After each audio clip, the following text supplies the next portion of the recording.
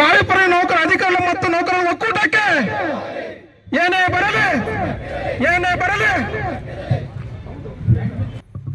ನೌಕರರ ವತಿಯಿಂದ ಅವರಿಗೆ ಚಪ್ಪಲಿ ಮೂಲಕ ಅದೇ ರೀತಿ ಇವಾಗ ನಮ್ಮ ರೆಡ್ಡಿ ಯುವಕರ ಸಂಘದ ಅಧ್ಯಕ್ಷರಾಗಿರ್ತಕ್ಕಂಥ ನಮ್ಮ ನ್ಯೂಟನ್ ರೆಡ್ಡಿ ಸರ್ ಅವರು ಒಂದನ್ನು ಮಾತಾಡಬೇಕು.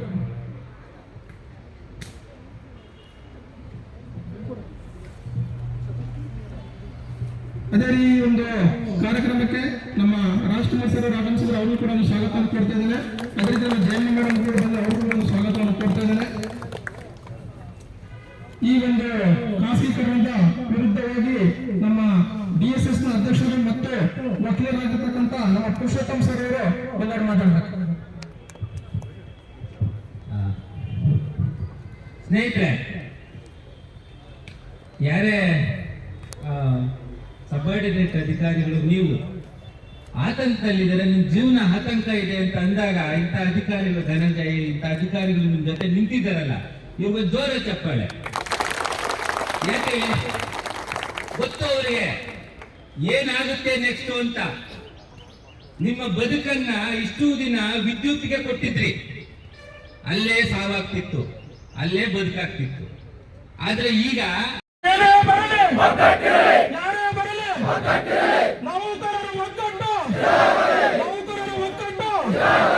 ಕಾರ್ಮಿಕ ವಿರೋಧ ನೀತಿಗೆ, ಖಾಸಗೀಕರಣಕ್ಕೆ ಕೂಗಿ ಕೆಪಿಡಿ ಸರ್ಕಾರ ಕೇಳ್ಕೊಂಡು ಸ್ನೇಹಿತರೆ, ಕೆಪಿಡಿ ಸರ್ಕಾರ ಏನೇ ಬರಲಿ, ಯಾರೇ ಬರಲಿ, ನೌಕರರ ಒಗ್ಗಟ್ಟು, ಕಾರ್ಮಿಕರ ಒಗ್ಗಟ್ಟು. ಸ್ನೇಹಿತರೆ, ಏನಿವತ್ತು ನಾವು ಚಂದಾಪುರ KEB ವಿಭಾಗ ಮಟ್ಟದಲ್ಲಿ ನಾವು ಇವತ್ತೊಂದು ಪ್ರತಿಭಟನೆಯನ್ನು ಹಮ್ಮಿಕೊಂಡಿದ್ದೀವಿ. ಆ ಪ್ರತಿಭಟನೆ ಇವತ್ತು ಏನು ವಿದ್ಯುತ್ ಖಾಸಗೀಕರಣ ವಿರುದ್ಧವಾಗಿ ನಾವು ನೌಕರರು, ಗ್ರಾಹಕರಿಗಾಗಿರ್ಬೋದು, ಒಂದು ವಿದ್ಯುತ್ ವಿತರಣಗಾರರಿಗಾಗಿರ್ಬೋದು, ಅದನ್ನು ಅರಿವು ಮೂಡಿಸಲಿಕ್ಕೋಸ್ಕರ ನಾವು ಎಲ್ಲ KPTCL ಎಂಪ್ಲಾಯೀಸ್ ಯೂನಿಯನ್ ಹಾಗೂ ನಮ್ಮ ಅಂಗಸಂಸ್ಥೆಗಳಾದ ಎಲ್ಲ KPTCL ಫೆಡರೇಷನ್ ವತಿಯಿಂದ ಇವತ್ತು ಖಾಸಗೀಕರಣದ ವಿರುದ್ಧವಾಗಿ ನಾವು ಒಂದು ದ್ವಾರ ಸಭೆಯನ್ನು ಹಮ್ಮಿಕೊಂಡು ಎಲ್ಲ ನೌಕರರು ಇವತ್ತು ವಿದ್ಯುತ್ ಖಾಸಗೀಕರಣ ಆದಾಗ ಗ್ರಾಹಕರಿಗೆ ಯಾವ್ಯಾವ ರೀತಿ ಅನ್ಯಾಯಗಳಾಗುತ್ತೆ ಅನ್ನೋ ಒಂದು ವಿಚಾರವನ್ನು ಗ್ರಾಹಕರು ಮುಟ್ಟಿಸ್ಬೇಕು. ಅದನ್ನು ನಾವು ಖಾಸಗೀಕರಣಕ್ಕೆ ಕೊಡದಿರ ನಮ್ಮ ಇಷ್ಟು ದಿನ ನಾವು ಸರ್ಕಾರದ ಅಧೀನಲ್ಲಿದ್ದಂಥ ಒಂದು ಸಂಸ್ಥೆನ ಸರ್ಕಾರದ ಅಧೀನಲ್ಲೇ ಉಳಿಸ್ಕೊಂಡು ಅದನ್ನು ಮುಂದುವರ್ಸ್ಕೊಂಡು ಹೋಗಬೇಕು ಅನ್ನೋದು ನಮ್ಮ ಭಾವನೆ ಆಗಿದೆ. ಇವತ್ತು ನಮಗೆ ಆವತ್ತಿನ ದಿನದಲ್ಲಿ ಗಾಳಿ, ಬೆಳಕು, ನೀರು ಎಷ್ಟು ಮುಖ್ಯ ಅನ್ನೋದು ಗೊತ್ತಿತ್ತು. ಆದರೆ ಇವತ್ತು ಗಾಳಿ ಒಂದು ನಮಗೆ ಉಚಿತವಾಗಿ ಸಿಗ್ತಾ ಇದೆ, ಆದರೆ ನೀರು ಈಗಲೂ ಅದು ದುಡ್ಡು ಕೊಟ್ಟು ಕೊಂಡ್ಕೊಳ್ಳೋ ಮಟ್ಟಕ್ಕಾಗಿದೆ. ಆದರೆ ಬೆಳಕನ್ನ ನಾವು ಇವತ್ತು ಆ ಮಟ್ಟಕ್ಕೆ ಹೋಗಿದ್ದೀವಿ ಅಂತ ಹೇಳಿದಾಗ ಮುಂದಿನ ದಿನದಲ್ಲಿ ಅದು ನಮಗೆ ಸಮಾಜದಲ್ಲಿ ಬದುಕಲಿಕ್ಕೆ ಒಂದು ಅವಕಾಶ ಇರೋದಿಲ್ಲ ಅನ್ನೋದು ನಮ್ಮ ಭಾವನೆ ಆಗುತ್ತೆ.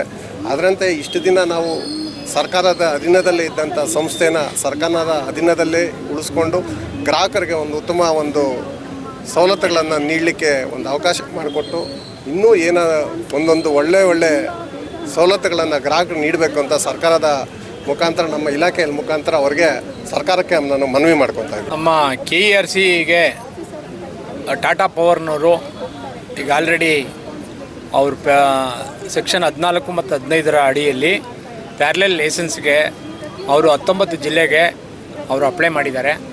ಅಪ್ಲೈ ಮಾಡಬೇಕಾದ್ರೂ ಹಲವಾರು ನ್ಯೂನತೆಗಳಿವೆ. ಅದು ನ್ಯೂನತೆಗಳಿಂದ ಕೂಡಿದ್ದು, ಅದು ಸರಿಯಾಗಿ ಅರ್ಜಿ ಸಲ್ಲಿಸಿಲ್ಲ. ಅಂದರೆ ಅವರು ಎಲ್ಲ ಕಾರ್ಪೊರೇಷನ್ಗಳಲ್ಲಿ 19 ಜಿಲ್ಲೆಗಳ ಕಾರ್ಪೊರೇಷನ್ ಮತ್ತು ಜಿಲ್ಲಾ ಪಂಚಾಯತಿಗಳಲ್ಲಿ 3 ಕಾಪಿಗಳನ್ನ ಸಲ್ಲಿಸಬೇಕಾಗಿತ್ತು ರೂಲ್ಸ್ ಪ್ರಕಾರ. ಅದು ಕೂಡ ನಿಗದಿತ ಸಮಯದಲ್ಲಿ ಕೊಟ್ಟಿಲ್ಲ. ಅವರು ಕನ್ಸ್ಯೂಮರ್ಗಳಿಗೆ ಸಾಕಷ್ಟು ಅವಕಾಶ ಸಿಗಲಿಲ್ಲ ಅರ್ಜಿಗಳು ಇದು ಮಾಡೋದಕ್ಕೆ. ಒಂದು ಎರಡನೇದೇನು ಅಂತ ಅಂದರೆ ಟಾಟಾ ಪವರ್ನವರು ಏನಾದರೂ ಈಗಾಗಲೇ ಇದರಲ್ಲಿ ಈಗ ನಡೆಸ್ತಾ ಇರ್ತಕ್ಕಂಥ ಸಂಸ್ಥೆಗಳು ಈಗ ಆಲ್ರೆಡಿ ಬಾಂಬೆ ಮತ್ತು ಒರಿಸ್ಸಾ ಇದರಲ್ಲೆಲ್ಲ ನಾವು ಕಂಪೇರ್ ಮಾಡಿದ್ರೆ 3,000 ರೂಪಾಯಿ ಹೆಚ್ಚು ಇದಿದೆ. ಅದು ಗ್ಯಾರಂಟಿ ನಮ್ಮ ಕರ್ನಾಟಕದಲ್ಲೂ ಕೂಡ ಅದು ಅಳವಡಿಕೆ ಆಗುತ್ತೆ. ಯಾವುದೇ ಕಾರಣಕ್ಕೂ ನೀವು ಅದನ್ನು ಅವಕಾಶ ಮಾಡಿಕೊಡ್ಬೇಡಿ. ಸರ್ಕಾರದ ಸ್ವಾಮ್ಯದಲ್ಲಿರ್ತಕ್ಕಂಥ ನಮ್ಮ ಎಸ್ಕಾಮ್ಗಳನ್ನ ಉಳಿಸ್ಕೊಳ್ಳಿ. ಯಾಕೆ ಅಂತ ಅಂದರೆ ಅದು ನಿಮ್ಮ ಕಂಪ್ನಿ, ನಿಮ್ಮ ಸಂಸ್ಥೆಗಳು. ಆ ಸಂಸ್ಥೆಗಳನ್ನ ನೀವು ಉಳಿಸ್ಕೊಂಡ್ರೆ ಅದು ಯಾವಾಗಲೂ ನಿಮ್ಮ ಅಧೀನದಲ್ಲಿರ್ತದೆ. ನೀವು ಅದಕ್ಕೆ ಎಷ್ಟೇ ರೇಟ್ಗಳನ್ನ ಜಾಸ್ತಿ ಮಾಡಿದ್ರೆ, ಎಷ್ಟೇ ರೇಟ್ಗಳನ್ನ ಇದು ಮಾಡಿದ್ರು ಕೂಡ ನಿಮಗೆ ಅದನ್ನು ಕೇಳೋದಕ್ಕೆ ಅಧಿಕಾರ ಇರ್ತದೆ. ಅವರು ರೇಟ್ಗಳನ್ನ ನಾಳೆ ದಿನ ಏನಾದ್ರು ಜಾಸ್ತಿ ಮಾಡಿ ಅವರು ಇದರಲ್ಲಿ ಹಿಡನ್ ಚಾರ್ಜಸ್ಗಳನ್ನೆಲ್ಲ ತುಂಬ ಇಟ್ಕೊಂಡಿದ್ದಾರೆ.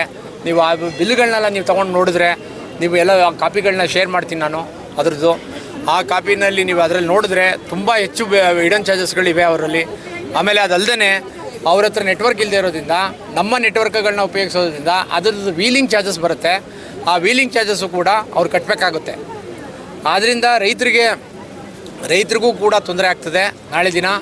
ಆಮೇಲೆ ನಮ್ಮಲ್ಲಿರ್ತಕ್ಕಂಥ ನಮ್ಮ ಸಾಮಾನ್ಯ ವರ್ಗಕ್ಕೆ ತುಂಬ ತೊಂದರೆ ಆಗ್ತದೆ. ಅವ್ರಿಗೆ ಹೊಡೆತ. ಇದರಿಂದ ನಾವು ಸರ್ಕಾರಕ್ಕೆ ಇದನ್ನು ಮನವರಿಕೆ ಮಾಡಿಕೊಡ್ಬೇಕಾಗುತ್ತೆ. ಮುಂದಿನ ದಿನಗಳಲ್ಲಿ ಯಾವುದೇ ಯೋಜನೆಗಳು ಸರ್ಕಾರಗಳಲ್ಲಿ ತಕ್ಷಣ ಅನುಷ್ಠಾನ ಮಾಡಿಸ್ಬೇಕು ಅಂತ ಅಂದರೆ ನಮ್ಮ ಸರ್ಕಾರದ ಅಧೀನದಲ್ಲಿರ್ತಕ್ಕಂಥ ಕಂಪ್ನಿಗಳಲ್ಲಿ ಮಾತ್ರ ಸಾಧ್ಯ, ಇನ್ಯಾವ ಕಂಪ್ನಿಗಳಲ್ಲೂ ಸಾಧ್ಯ ಆಗೋದಿಲ್ಲ. ಹಾಗಾಗಿ ಮುಂದೆ ಯಾವುದೇ ನಮ್ಮ ರೈತರಿಗೆ ನಮ್ಮ ಯಾವಾಗಲೂ 24 ಗಂಟೆ ನಮ್ಮ ಸಹಾಯವಾಣಿಗಳು ತೆರೆದಿರ್ತದೆ. ನಿಮಗೆ ಇದು ಮಾಡೋದಕ್ಕೆ, ಯಾವುದೇ ಸಮಸ್ಯೆಗಳನ್ನ ಇದು ಮಾಡೋದಕ್ಕೆ.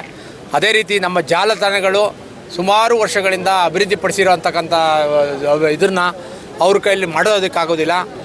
ಏನಾದ್ರೂ ಗಾಳಿ ಮಳೆಗಳಲ್ಲಿ ಬಂದಿರತಕ್ಕಂಥ ಸಮಯದಲ್ಲಿ ಅವರು ನಿರ್ವಹಣೆ ಮಾಡೋದಕ್ಕೆ ಅಸಾಧ್ಯ ಆಗ್ತದೆ. ಯಾಕೆಂದರೆ ಅವರಲ್ಲಿ ಅಷ್ಟು ಇದಕ್ಕೆ ಎಕ್ಸ್ಪೀರಿಯೆನ್ಸ್ ಇರೋದಿಲ್ಲ, ಅವ್ರಿಗೆ ಅನುಭವ ತುಂಬ ಕಡಿಮೆ ಇದೆ.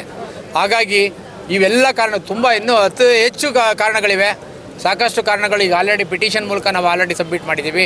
ಈಗ ಸಾಕಷ್ಟು ಜನಗಳು ನಾವು ಇದ್ರ ಮೂಲಕ ಇಷ್ಟೇ ಕೇಳ್ಕೊಳ್ಳೋದೇನು ಅಂತ ಅಂದರೆ, ನೀವು ಅತಿ ಹೆಚ್ಚು ಅರ್ಜಿಗಳನ್ನ KRC ಮೂಲಕ ನೀವು ಸಬ್ಮಿಟ್ ಮಾಡಿದ್ರೆ ಇನ್ನು 3 ದಿವಸದಲ್ಲಿ ನಮಗೆ ಒಳ್ಳೆ ಇದರಲ್ಲಿ ನಮ್ಮ ಗ್ರಾಹಕರ ವಿರೋಧ ಇದೆ ಅಂತ ಹೇಳಿ ಅದನ್ನು ಸರ್ಕಾರ ಪರಿಗಣನೆ ಮಾಡಿ 108ರ ಅಡಿಯಲ್ಲಿ ಅದನ್ನು ಸ್ಟಾಪ್ ಮಾಡೋದಕ್ಕೆ ಅವಕಾಶ ಇರ್ತದೆ. ಹಾಗಾಗಿ ನಿಮ್ಮ ಮಾಧ್ಯಮ ಮೂಲಕ ನಾವು ರಿಕ್ವೆಸ್ಟ್ ಮಾಡ್ಕೊಳ್ಳೋದಿಷ್ಟೇ, ಇದನ್ನು ದಯಮಾಡಿ ಅತಿ ಹೆಚ್ಚಾಗಿ ಪ್ರಚಾರ ಮಾಡಿ ಅವರಿಗೆ ಎಲ್ಲರಿಗೂ ಗಮನಕ್ಕೆ ಬರಲಿ, ಅದನ್ನು ಗ್ರಾಹಕರಿಗೆ ಇದು ತಲುಪಲಿ. ಅವರೆಲ್ಲರೂ ಕೂಡ ನಮ್ಮ ಜೊತೆ ಕೈ ಜೋಡಿಸ್ಲಿ ಅಂತ ಹೇಳ್ತಾ ನಾನು ಮಾತು ಮುಗಿಸ್ತಾ ಇದ್ದೀನಿ. ಏನು ಇವತ್ತು ವಿದ್ಯುತ್ ಖಾಸಗೀಕರಣದ ವಿರುದ್ಧ ಇವತ್ತೇನು ನಮ್ಮ ಬೆಸ್ಕಾಂ ಅಥವಾ KPTCL ನೌಕರರು ಪ್ರತಿಭಟನೆ ಮಾಡ್ತಾ ಇದ್ದಾರೆ, ಇದರ ಪರವಾಗಿ ಅವರಿಗೆ ಬೆಂಬಲವಾಗಿ ಭಾರತೀಯ ಕಿಸಾನ್ ಸಂಘದಿಂದ ಇಲ್ಲಿ ಬಂದು ನಮ್ಮನ್ನು ನಾವು ತೊಡಗಿಸ್ಕೊಂಡಿದ್ದೀವಿ. ಕಾರಣ ಏನು ಅಂದರೆ, ಖಾಸಗೀಕರಣ ಆಗೋದ್ರಿಂದ ಖಾಸಗಿಯವನು ಯಾವುದೇ ಒಂದು ಕೆಲಸ ಮಾಡ್ತಾನೆ ಅಂದರೆ ದುಡ್ಡುಗೋಸ್ಕರನೇ ಮಾಡೋದು. ಆ್ಯಕ್ಚುಲಿ ಏನು ವಿದ್ಯುತ್ ಸರಬರಾಜು ಏನು ಮಾಡ್ತಾಯಿದ್ದಾರೆ, ಇದು ಒಂದು ಸೇವೆ. ಈ ಸೇವೆ ಬಿಟ್ಟು ದುಡ್ಡಿಗೆ ಮಾಡೋವಂಥವ್ರು ಯಾವ ರೀತಿ ಸೇವೆ ಕೊಡ್ತಾರೆ ಅಂದ್ಬಿಟ್ಟು ನಮಗೆ ಗೊತ್ತಾಗಬೇಕು. ಆಮೇಲೆ ಇದು ಎಸೆನ್ಷಿಯಲ್ ಗೂಡ್ನ ಪ್ರೈವೇಟ್ ಅವ್ರು ಕೊಟ್ಟರೆ ಯಾವ ರೀತಿ ಅವರು ನಮ್ಗೆ ಸರ್ವಿಸ್ ಕೊಡ್ತಾರೆ ಅನ್ನುವಂಥದ್ದು ಮುಖ್ಯ ಆಗ್ತದೆ. ಆಮೇಲೆ ನಾವು ಈಗೇನಾದರೂ ನಮಗೆ ತೊಂದರೆ ಆದರೆ, ರೈತರಿಗೋ ಸಾರ್ವಜನಿಕರಿಗೋ ತೊಂದರೆ ಆದರೆ ನಾವು ಪ್ರಶ್ನೆ ಮಾಡ್ತಾಯಿದ್ವಿ, ಅಧಿಕಾರಿಗಳನ್ನ ಅಥವಾ ಲೈನ್ಮನ್ನ ಪ್ರಶ್ನೆ ಮಾಡ್ತಾಯಿದ್ವಿ, ನಮ್ಗೆ ಆಗಿರುವಂಥ ತೊಂದರೆನ ಪರಿಹಾರ ಮಾಡ್ಕೊಳ್ತಾಯಿದ್ವಿ. ಆದರೆ ಖಾಸಗಿಯವ್ರನ್ನ ಅಷ್ಟರ ಮಟ್ಟಿಗೆ ಪ್ರಶ್ನೆ ಮಾಡಬಹುದಾ, ಅದೇ ರೀತಿ ನಮಗೆ ಸಿಗಬೇಕಾದಂಥ ಸರ್ವಿಸ್ ಸಿಗುತ್ತಾ ಅನ್ನುವಂಥದ್ದು ನಮಗೆ ಪ್ರಶ್ನೆ ಆಗಿತ್ತು. ಆಮೇಲೆ ಇನ್ನು ಮುಂದಿನ ದಿನಗಳಲ್ಲಿ ಯಾವ ರೀತಿ ಈ ಒಂದು